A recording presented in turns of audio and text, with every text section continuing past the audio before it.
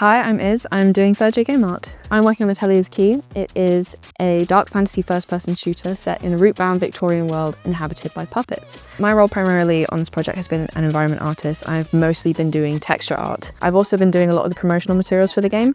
I've really been enjoying learning a lot of the theory behind modelling, a lot of the technical aspects, and it's a lot of knowledge that I didn't even realise kind of was out there, but has been very, very exciting to get my hands on and learn.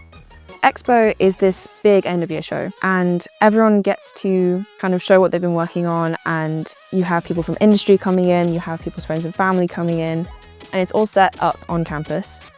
And it's just a really nice couple of days where you just get to celebrate all the stuff that you've been working on really hard for like the past year. I have reached final stage interviews with multiple companies and I have an internship lined up in Oxford.